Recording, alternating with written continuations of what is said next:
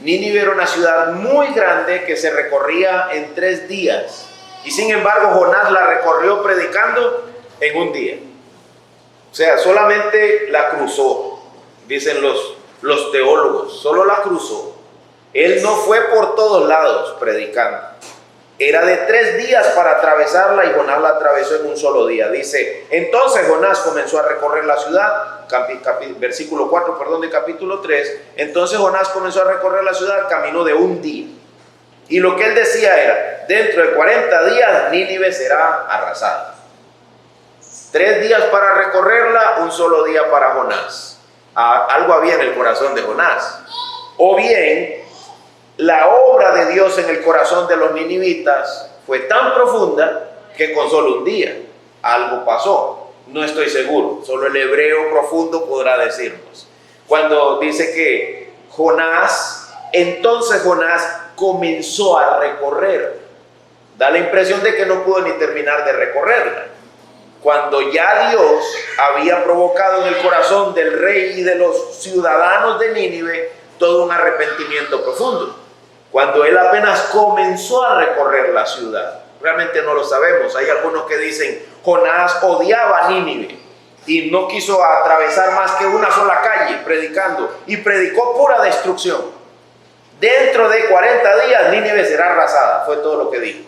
No había nada de misericordia, no había nada de compasión. Es completamente sostenible por lo que, como Jonás se portó en el capítulo 4. Que uno dice, y sí, evidentemente Jonás quería ver que Dios los destruyera. Hasta dijo que era mejor estar muerto que ver que Dios no traía el juicio que dijo que iba a traer. Sin embargo, puede que Dios haya provocado algo que ni Jonás esperaba. Que con un solo día de predicación ya había un gran proceder de arrepentimiento en esta gran ciudad. Es muy importante que usted preste atención a los entonces, a los porque todo eso va uniéndonos la historia. Dice Jonás, capítulo 3, en el versículo 4, entonces Jonás comenzó a recorrer la ciudad. Dice Jonás 3:5, entonces los habitantes de Nínive creyeron en Dios y proclamaron ayuno, se vistieron de cilicio, desde el mayor hasta el menor de ellos. Cuando esa noticia llegó dice, al rey de Nínive, él proclamó, no solo ayunó, vean Jonás 3:6, cuando llegó la noticia al rey de Nínive, se levantó de su trono, se despojó de su manto, se cubrió de cilicio y se sentó sobre ceniza. Hay varios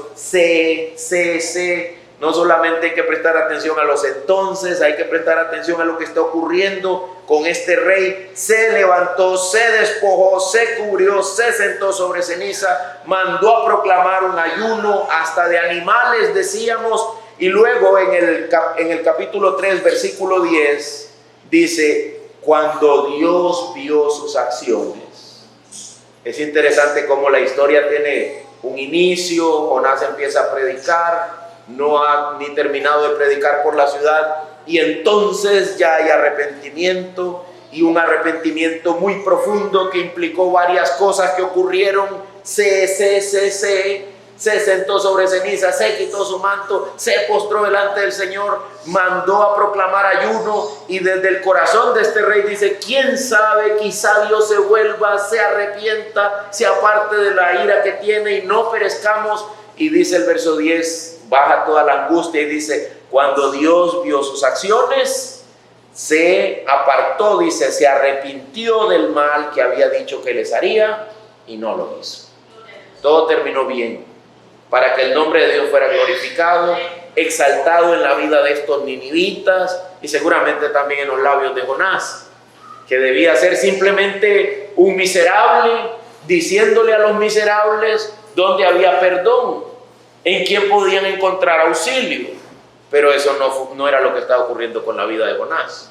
Jonás estaba lleno de una cierta arrogancia y llegó a decir que era mejor morirse. Sin embargo, en medio de esas declaraciones, Jonás dice algo grande. Vamos a Jonás capítulo 4, versículo 2, dice, y oró al Señor, Señor, ¿no era esto lo que yo decía cuando aún estaba en mi tierra? Por eso me anticipé a huir a Tarsis. Aquí viene, porque yo sabía que tú eres un Dios clemente y compasivo, lento para la ira y rico en misericordia, y que te arrepientes del mal anunciado. Yo sabía que tú eres así. Yo sé quién eres tú, yo te conozco y yo sabía que tú eres así, dice Jonás. Es interesante, pienso yo, cómo la mente de los hombres lucha entre la ira de Dios y la compasión de Dios, el enojo de Dios y la compasión de Dios. Pero hay algo que yo digo que siempre gana: la compasión de Dios. La compasión de Dios siempre es mayor. Su gracia siempre es mayor. Siempre es mayor. A veces algunos predicadores hablan de la compasión de Dios como la escapatoria, como el porcentaje último. Dice la Biblia que nosotros tenemos varias virtudes cristianas: la fe, la esperanza y el amor. Y luego dice que la mayor de ellas es el amor. Mi amado, la compasión de Dios y la clemencia de Dios no es la cosa más pequeña, la escapatoria en la ecuación, es la gran cosa. Es la gran cosa de la narración. No es una cosita, una pecata minuta, una pequeña cosa por ahí. Es la gran cosa, la compasión de Dios. Su compasión, su clemencia. Dice Jonás, yo sabía que tú eres así. Y parece que odia eso, ¿verdad? Está como enojado por eso. Él quería ver fuego de Dios, quería ver ira de Dios. Y él dijo, Dios ni lo va a hacer. Yo voy a ir ahí a Nínive, voy a predicar, voy a decirle a los enemigos de mi patria que Dios los va a destruir, y Dios ni lo va a hacer. Pero no estaba muy seguro él, se lo sospechaba 90% seguro. Fue y predicó y dice, ¿ves? Yo sabía, yo estuve hablando esto conmigo mismo. Yo estuve pensando esto y diciendo, mejor me largo, mejor me voy lejos. ¿Para qué voy a ir ahí? Dios va a perdonarlos. Yo sé que Él es perdonador. Yo sé que Él es compasivo. Yo sé que Él es clemente. Y es interesante que la clemencia de Dios y la compasión de Dios se extiende hasta sobre Jonás, el malcriado Jonás. Se extiende, Dios trata con él. Sí, yo te hice crecer una planta y tú estás ahora todo enojado porque ya la planta se la comió el gusano. Y Dios está ahí hablando con Jonás, como si nada estuviera pasando. Como si nada estuviera pasando. Como cuando él vino al huerto a pasear y buscó a Adán y a Eva y no los encontró, como si nada estuviera pasando. Y le dice a Adán, ¿dónde estás tú? ¿Dónde estás? Claro que Dios sabía todo. Claro que Dios sabía el tormento que estaba en el corazón de Jonás. Pero él sigue siendo clemente y compasivo, lento para la ira, amplio en perdonar. Mi amado, cuando uno se acerca al libro de Jonás, va a encontrar múltiples declaraciones, grandes en poder, sumamente hermosas. Quizá Dios se vuelva, se arrepienta, se aparte del ardor de su ira y no perezcamos.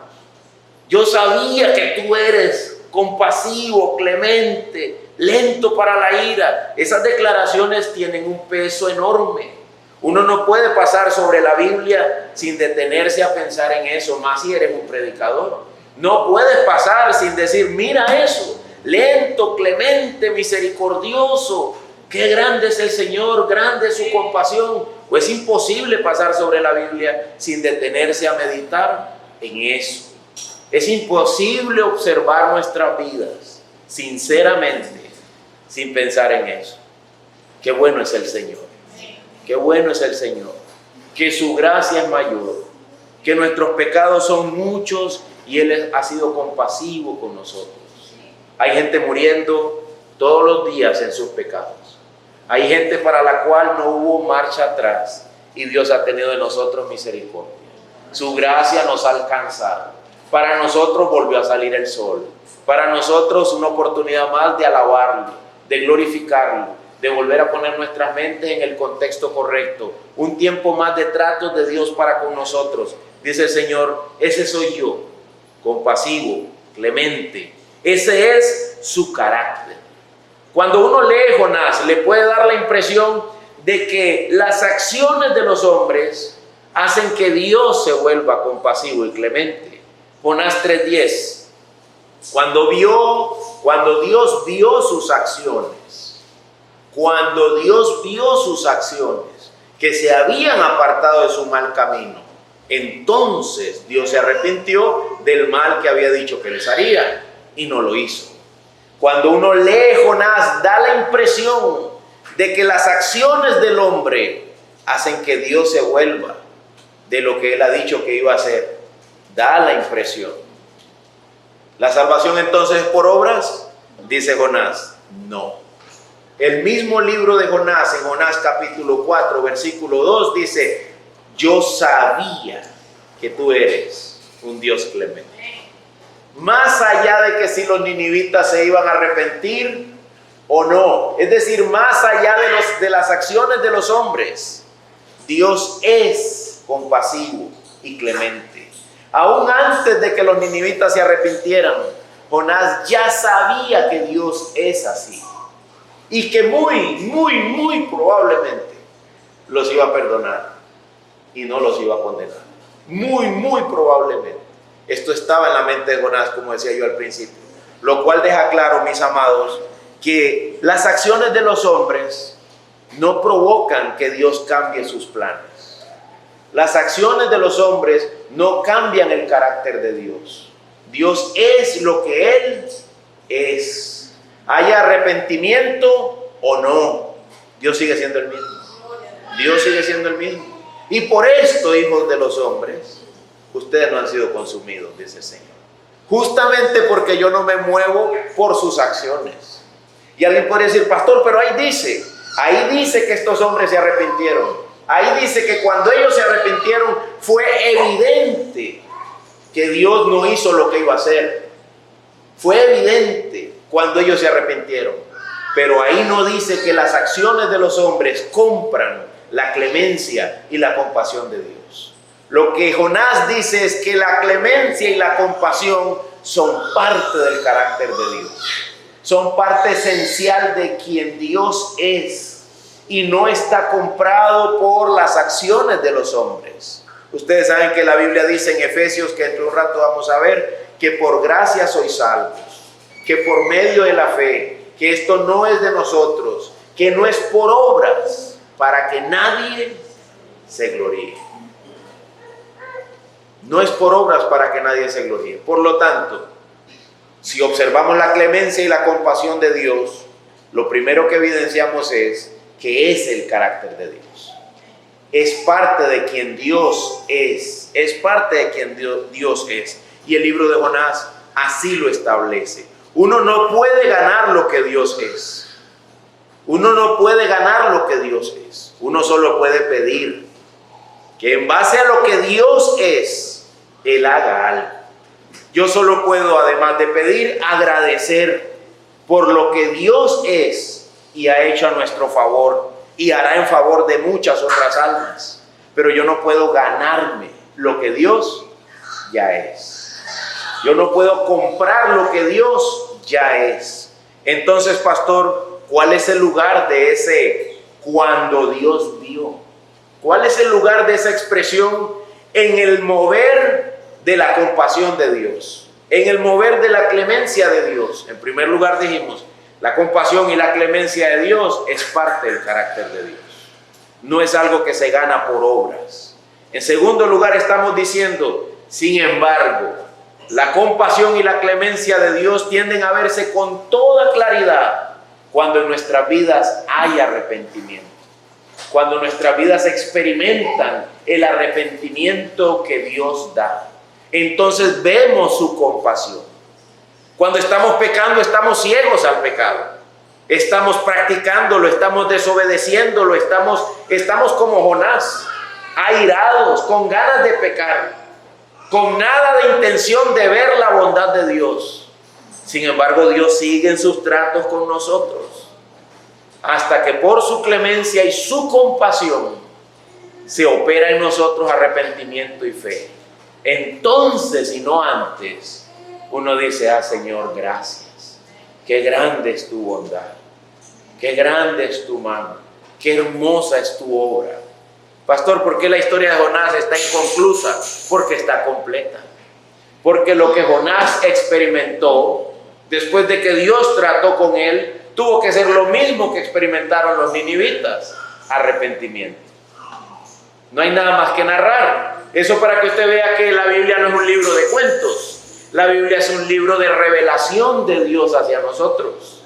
La historia no necesita seguirse siendo narrada porque está concluida. Concluye en arrepentimiento y fe de parte de los hombres y poder observar entonces con claridad la gran clemencia y la compasión de Dios.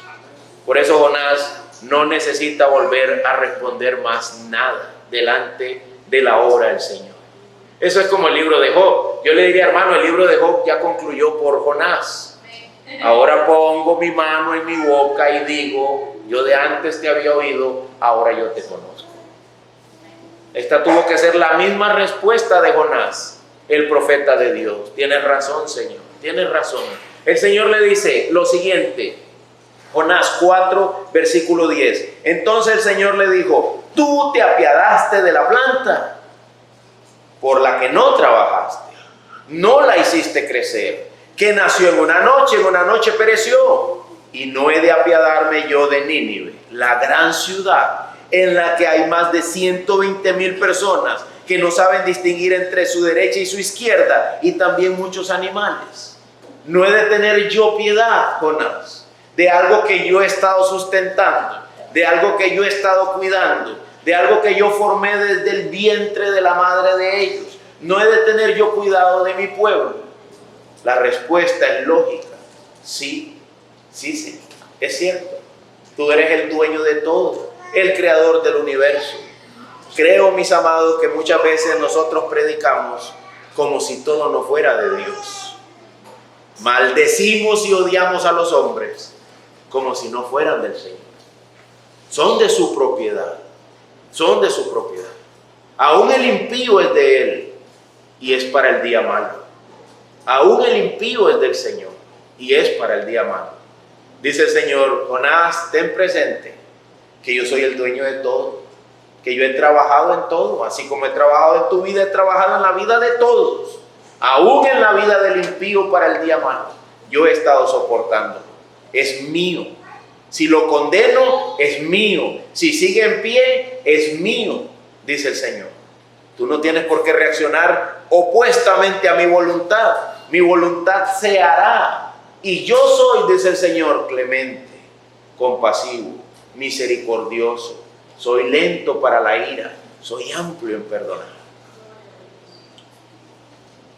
Algunas veces estamos tan afligidos por algo que queremos contárselo a alguien. Y ese algo es algo que yo voy a criticar de alguien. Porque uno tiene problemas y no es con el sartén, no es con la lavadora, es con otro ser humano. Y uno se lo quiere contar al otro. Quiero desahogarme hablando mal del que me cae mal. El Señor desde el cielo diría, ¿de quién es esa alma? Es mía. Déjala en mis manos. Si yo le doy un día más, yo soy compasivo, soy clemente, soy misericordioso, soy amplio en perdonar. Me decía un hermano a mí, eso se lo cuento porque ya me pasó a mí. Y un hermano me decía a mí, ¿a qué viene todo eso? Estás hable y hable y hable, ¿a qué viene todo eso? Dime, ¿a dónde llegamos hablando sobre eso? A ningún lado, mi amor. Nosotros necesitamos descansar en la clemencia y en la compasión de Dios, en su soberanía. ¿A qué viene todo eso? ¿A qué viene querer hacer que el fuego baje del cielo? Si el Señor es el clemente y el compasivo, el amplio en perdonar, el lento para la ira. Más bien dice la Biblia, ustedes perdonen como su Padre que está en el cielo. Así también perdona. Así también nos ha dado perdón. Nosotros estamos llamados a aprender de esta clemencia, a aprender de esta compasión, que nosotros mismos hemos experimentado plenamente cuando por la gracia del Señor nos hemos arrepentido. Dios estaba obrando aún antes de que los ninivitas se arrepintieran. Dios ya estaba trabajando desde que le dijo a Jonás, ve, y Jonás no quiso ir. Desde que tuvo que lidiar con los marineros y con Jonás en el mar, y luego con Jonás en el pez, en el fondo del mar, ya Dios estaba haciendo cosas. Dios siempre está trabajando, dice nuestro Señor y Salvador Jesucristo.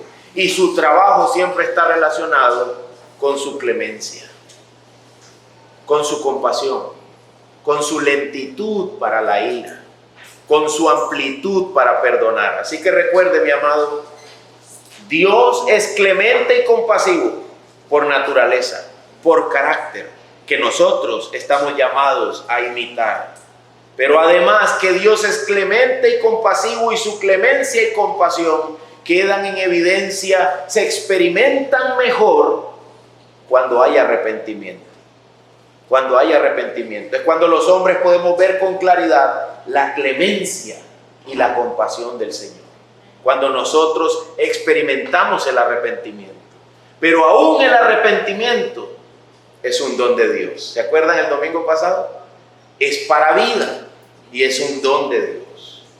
Así que no es manipulable por nosotros, pero Dios lo opera en nosotros por medio de exposiciones bíblicas como estas. Esta exposición, esta historia de arrepentimiento, ver ahí al rey de Nínive arrepintiéndose y diciendo que hizo esto, que hizo lo otro y que hizo lo otro, no es para afirmar que ellos compraron la compasión de Dios. Es para afirmar que arrepintiéndose ellos experimentaron la compasión de Dios. Y para que el Espíritu de Dios le hable a hombres muertos en delitos y pecados y les diga por medio de la voz del predicador que lee la palabra de Dios, les diga: arrepentíos, porque también para vosotros es la promesa, y para todos aquellos que han de creer, para que vengan de la presencia del Señor tiempos de refrigerio. Cuando el hombre se arrepiente es cuando mejor experimenta la bondad de Dios. ¿Sabía usted eso? Se los he dicho desde el púlpito. Serás un mejor ser humano cuando estás arrepentido. Serás un mejor papá arrepentido, una mejor mamá arrepentida, un mejor hijo si estás arrepentido. El arrepentimiento lo da Dios. Clama por él, ruega por él como Moisés: Señor, enséñanos a contar nuestros días, de manera que tengamos arrepentimiento. De manera que veamos tu mano, tu poder, tu gracia, tu misericordia y digamos: Señor, perdóname. Soy un pecador necesitado de tu favor. Ayúdame a salir adelante. Hay tantas formas de manifestaciones del poder de Dios. Alguien me decía una vez: pastor, ¿usted no cree en los milagros? Y yo le diría: depende a qué llamas tú milagros. Estamos rodeados de milagros. Nuestra existencia es un milagro. El hecho de que estemos ahí sentados es un milagro. No solo porque es un milagro que alguien venga al culto, sino también porque es un milagro nacer. Es un milagro estar en el vientre de una madre. Es un milagro, todo eso es un milagro. Es un milagro que yo respire. Es un milagro que yo esté aquí. ¿Y todo eso quién lo está haciendo? Dios. Clemente, compasivo, misericordioso, amplio en perdonar.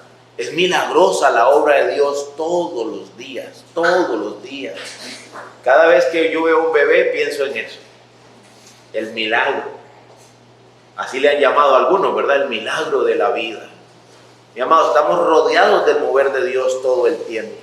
Él es compasivo, Él es clemente, Él es misericordioso. Pero ¿cuándo yo me daré cuenta de su bondad? Cuando reconozco mi pecado y experimento el arrepentimiento. Yo puedo ver con más claridad la bondad de Dios, los cuidados del Señor.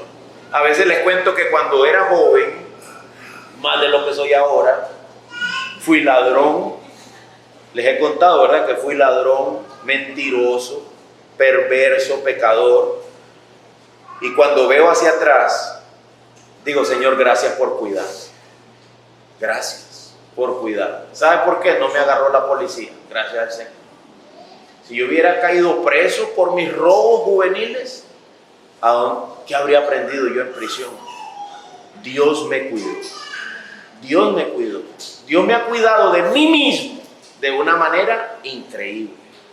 porque si por mí fuera, yo quién sabe dónde estaría. Y esa historia se repite en cada ser humano. En cada ser humano. Si Dios no cuidara de nosotros, ¿dónde estaríamos nosotros? ¿Qué hubiese sido de nosotros? Pero esto lo vemos con más claridad cuando por la gracia del Señor conocemos el arrepentimiento y la fe. Uno dice, ahora entiendo, ahora puedo ver los cuidados del Señor, la forma en que Él me ha protegido, la manera en que Él ha cuidado mi vida, la forma en que ha cuidado mi senda. Y debemos entonces amar esta clemencia, amar esta compasión y esperar y ver lo que el Señor hará también en la vida de otros. Ministramos, decía un hermano, con esperanza. Ministramos con esperanza. Recuerde eso, hermano. Recuerde eso, hermana. Ministramos con esperanza de ver pecadores dándose cuenta de la clemencia del Señor, de la bondad del Señor. No pierdas de vista eso. Mientras tengas hijos, ministras, sirves a otros. Mientras tengas esposo o esposa, sirves a otros. Mientras nosotros estemos respirando y viviendo para Dios en esta tierra, estaremos sirviendo a los que nos rodean. Sirvamos con la esperanza de que ellos se den cuenta que Dios es clemente, que Dios es compasivo, que Dios es amplio en perdonar, que es lento para la ira. Dice el apóstol Pedro, ellos van a ver sus buenas obras y en el día de la visitación ellos darán gracias. Ellos se darán cuenta de dónde venía tu compasión, de dónde venía tu clemencia, de las manos del Señor, de lo que el Señor primeramente había sido con nosotros, de lo que el Señor ha estado siendo con nosotros y sigue siendo con nosotros hasta el día final. Ahora bien, lo último que quisiera afirmar sobre la clemencia y la compasión del Señor es el para qué sirve. Alguien puede estar ahí escuchando y diciendo, bueno, a los ninivitas les fue muy útil, Dios los perdonó. A Jonás parece que también, porque Dios fue clemente con él, trató con él y también lo perdonó. Dios también trabajó con Jonás. Jonás dijo claramente, yo soy profeta del Dios Altísimo, dice Jonás capítulo 1, versículo 9. Soy hebreo, temo al Señor Dios del cielo. Eso es lo que yo soy, dice Jonás. Soy un cristiano. Si usted le pregunta, y si usted dice, Jonás era salvo, pastor, yo temo al Señor Dios del cielo, dice Jonás. Le sirvo. Los marineros se asustaron. ¡Wow! Con razón vino este gran mal. Si este hombre que teme al Señor Dios del cielo anda huyendo de él, jamás podrás huir de él lo suficiente si eres propiedad de él. Mi amado, todo terminó bien para Jonás, todo terminó bien para los marineros, todo terminó bien para los ninivitas. ¿Y qué tengo que ver yo con eso, pastor? ¿Qué tiene que ver todo eso conmigo? Yo le diría que da la impresión de que usted y yo estamos bien, porque nos levantamos esta mañana y nos pegamos un baño, y nos pusimos ropa limpia, y nos echamos perfume, y respiramos, y gracias a Dios no hay COVID, ¿verdad? Y uno dice, ay, o sea, no hay gripe, no hay nada de eso, gracias al Señor. Entonces me da la impresión de que todo está bien conmigo. No, mi amado, aunque por fuera parece que todo está bien, eres un gran deudor para con Dios. Le debes a Dios, le debes todo, todo. Tú no deberías ni moverte sin decir gracias, Señor. No deberías hacer ninguna otra cosa en este momento más que bajarte de la silla y hablar con Dios. Pero a veces da la impresión de que todo está bien. Hace poco vi una noticia de un famoso del cine sumamente enojado. Adivinen por qué. Estoy envejeciendo. Me estoy poniendo viejo. Y la vejez no es nada buena, dijo él. No es nada buena. Mi amado, yo quiero decirle que eso es una evidencia de que somos pecadores. Somos seres caídos. Delante de Dios estamos en problemas. No importa lo bien que nos veamos ahora. No importa cuán hermosos y cuán perfumados estemos. Necesitamos que Dios derrame sobre nosotros su clemencia y su compasión. Nosotros, como los ninivitas, somos altamente transgresores de Dios. Y Él no lo va a permitir para siempre. Él no lo va a tolerar para siempre. Él va a derramar su ira. La Biblia es muy clara en declarar que Dios va a dejar caer su ira sobre sus enemigos. Nosotros somos enemigos del Dios Altísimo. No solo yo soy enemigo de Él, Él es enemigo mío por causa del pecado, por ser yo un descendiente de Adán y además por yo mismo haberle desobedecido profundamente. Esta es la verdadera condición del hombre. La Biblia dice que nosotros somos como trapos de inmundicia. Somos muertos en delitos y pecados. Somos reos de condenación, que avanzamos hacia el día final en que seremos separados de Dios para siempre. Que nosotros no alcanzamos la gloria de Dios. ¿Por qué razón? Por cuanto todos pecaron. Por cuanto todos pecaron. Nuestra condición realmente es horrenda. Usted no es Edier Urbina, que maneja un Nissan Sentra, que alquila una casa en un buen barrio de Liberia. No, usted es un vil pecador, perdido, bajo condenación, avanzando hacia el día en que muera y experimente de manera total la ira de Dios. Pero usted ni yo no fuimos creados para eso. La Biblia dice que el infierno fue creado desde antes de la fundación del mundo, para el diablo y sus ángeles, no para nosotros. Eso no era para nosotros. No en principio, no por fundación. Nosotros fuimos creados por Dios para vivir en una comunión con Dios. Pero el hombre pecó. El hombre pecó. El pecado entró a nosotros y al mundo por un hombre. Y por el pecado, la muerte. Y así la muerte pasó a todos los hombres. Muestra de eso, te estás envejeciendo. Muestra de eso, te vas a enfermar. Muestra de eso, morirás. Esa es la evidencia. Evidencia. Yo no sé ustedes, algunos están más jóvenes que yo, pero yo me veo al espejo y ya no soy el mismo. Ya no soy el mismo. Ni por fuera, ni por dentro. Dice el pastor Miguel Núñez, que también es doctor, por más que te esfuerces en el gimnasio, las venas de tu cuerpo por dentro se están calcificando. Se están poniendo tiesas. Van a dejar de ser flexibles. La sangre va a dejar de correr por tu cuerpo de la manera que ahora corre. Envejecerás. El oxígeno no va a llegar a tu piel como debería. Te vas a hacer viejo y morirás. Experimentarás el polvo de la tierra. Caerás a la tumba. Serás muerto. Mi madre está cumpliendo años hoy, 65. Y ayer mi hermana menor le preguntaba, ¿cómo han sido esos días? Largos y malos, cortos y buenos, cortos y malos. ¿Cómo han sido esos días? 65. Y dice Moisés, lo acabamos de leer en el Salmo, 70. A lo mucho, 80. Uno diría, mami, está cerca de irte a la eternidad. Está cerca de irte a la eternidad. Pero usted sabe que alguien más podría irse antes que ella hoy mismo. Usted lo sabe.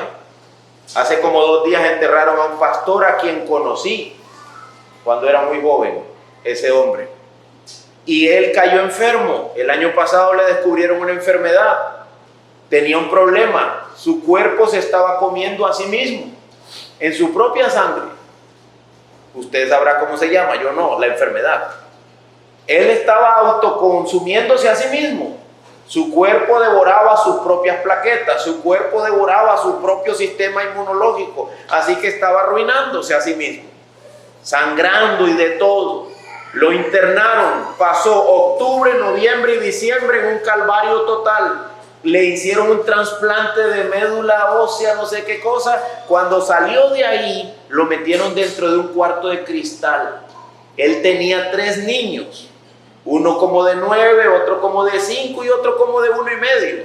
3 varoncitos. y los varoncitos están de este lado del cristal viendo a su padre, del otro lado del cristal en Navidad, y papá contándoles historias de Navidad, es decir, hablando de Cristo, del otro lado del cristal.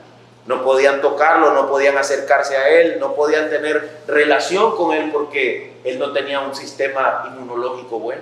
Cualquier cosa podría acabar con la vida de él.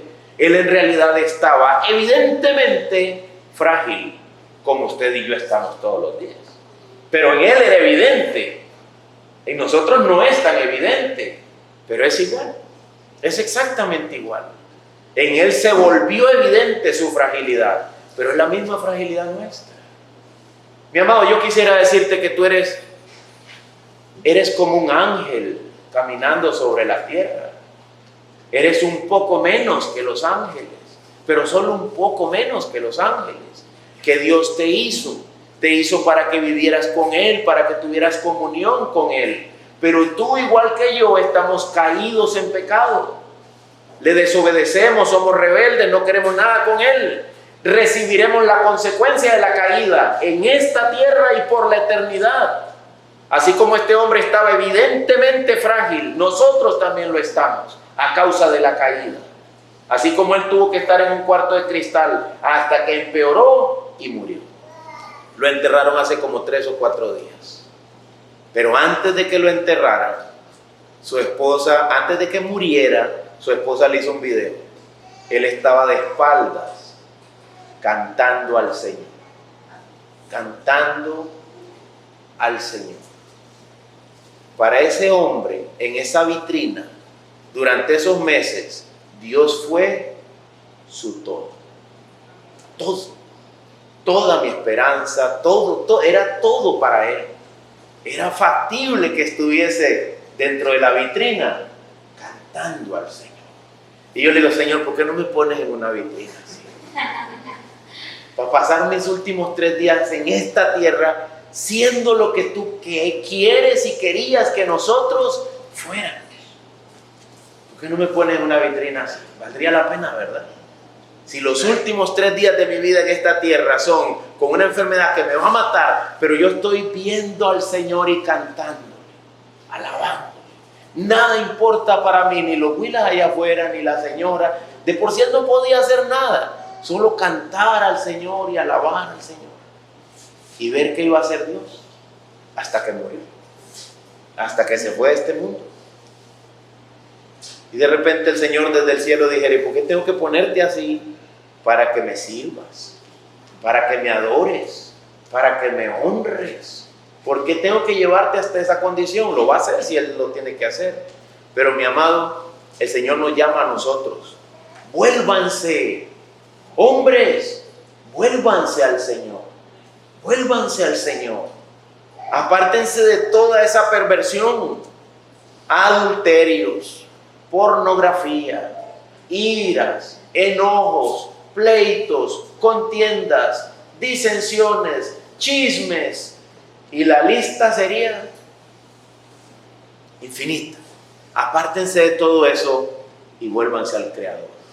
Vuélvanse al Señor, el cual será, ¿qué dice? Amplio en perdonar, grande en misericordia, amplio en perdonar.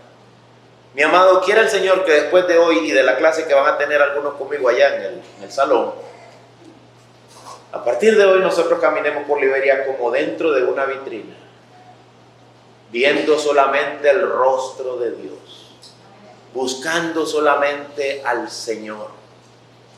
Pero como el Señor sabe que somos débiles, Él sigue siendo amplio en perdonar. ¿Lo lograré perfectamente, pastor? No, mi hermano. Mientras estés en esta tierra, no lo lograrás perfectamente. Ahora yo te cambio la pregunta. ¿Lo quieres sinceramente? ¿Quieres volverte al Señor sinceramente? Esto es como una entrevista entre Jesús y Pedro. Pedro, ¿me requete contraamas? Y Pedro dice, ya la primera vez dije que sí y lo negué. Te quiero, Señor. No puedo recontraquererlo. Te quiero, Señor. Lo que yo tengo por ti es querer. Pedro, segunda vez, ¿me recontra quieres, amas? Te quiero, Señor. Pedro, ¿solo me quieres? Pedro por dentro, ¿sabe qué decía? Te amo, Señor. Eres todo para mí, Señor. Yo quiero también morirme como entre una vitrina alabándote solo a ti, Señor. Pero no puedo. Soy débil. Así que Pedro lo que hizo fue decir, Señor, tú lo sabes todo. Tú sabes lo que está dentro de mí. ¿Sabes qué está diciendo Pedro? Sabes que sinceramente te amo, pero imperfectamente te sirvo. Eso era lo que Pedro estaba diciendo. Y ya no hay nada que apelar a mí, sino solamente a ti, Señor.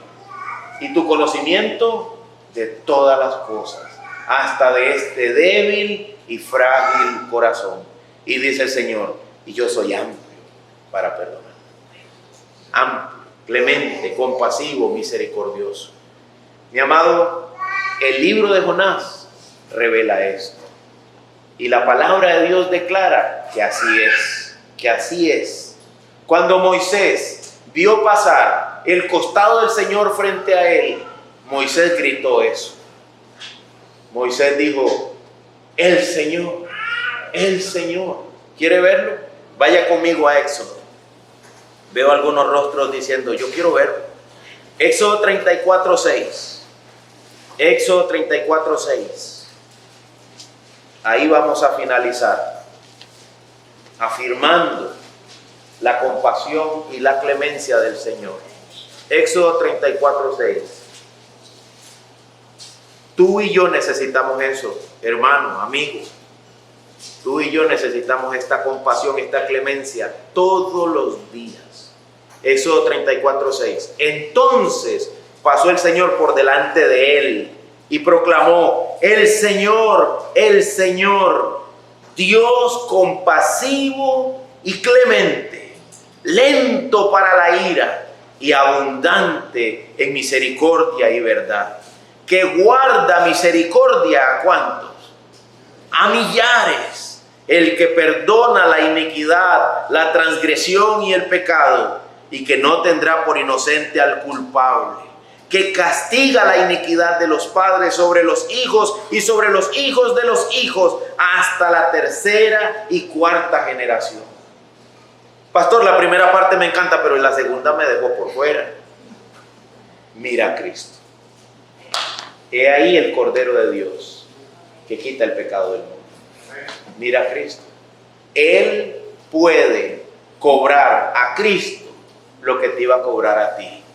Y así tú experimentarás su compasión y su clemencia. Mientras sobre Cristo cayó la justicia de Dios.